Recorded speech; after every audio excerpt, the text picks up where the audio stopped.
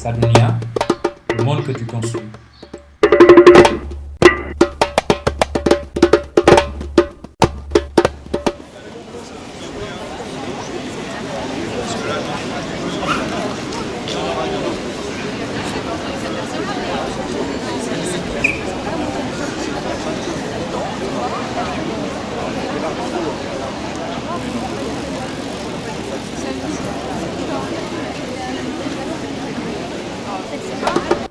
Elle va finalement rester là définitivement, on n'en sait rien, elle vient, elle va, en tout cas là.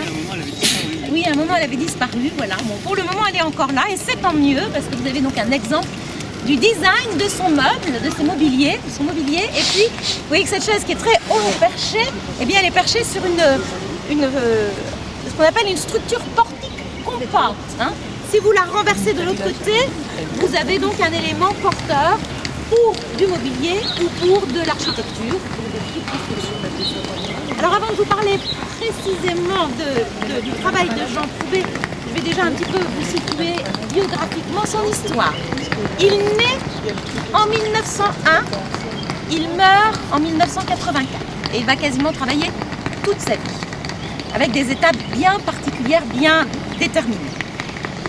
Il naît d'un personnage qui est important dans l'histoire de Nancy. Si vous allez visiter le musée de l'école de Nancy, ou si vous l'avez déjà fait, ce personnage est abondamment représenté. Il s'appelle Victor Prouvé. C'est avec Émile Gallet, le fondateur de l'Art Nouveau nancéen, de l'école de Nancy, l'association. Donc il était le coprésident. Émile Gallet était d'ailleurs le parrain de Jean Prouvé. Donc Jean Prouvé naît vraiment dans un contexte nancéen très caractéristique de cette école de Nancy qui a un certain nombre de principes. Parmi ces principes, il y a notamment la très bonne connaissance du matériau qu'on utilise.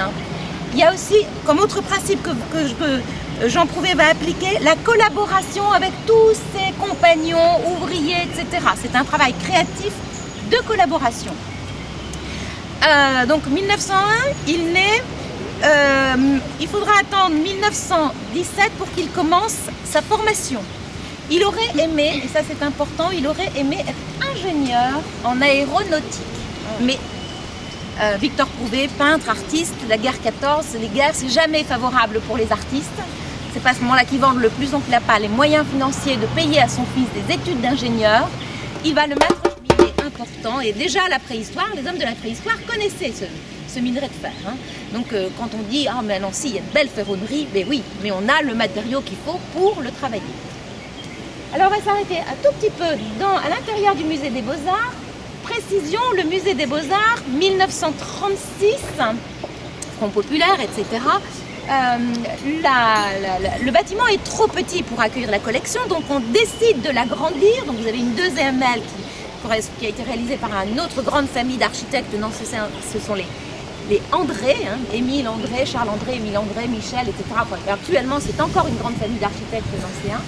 Et on va faire appel, les André, dont le père faisait aussi partie de l'école de Nancy, de l'Art Nouveau nancéen, vont faire appel à Jean Prouvé pour réaliser un petit détail, mais qui est très intéressant du point de vue innovant, c'est-à-dire les volets des fenêtres sur rue. Alors on va aller les voir, parce que vous allez voir de quoi il s'agit.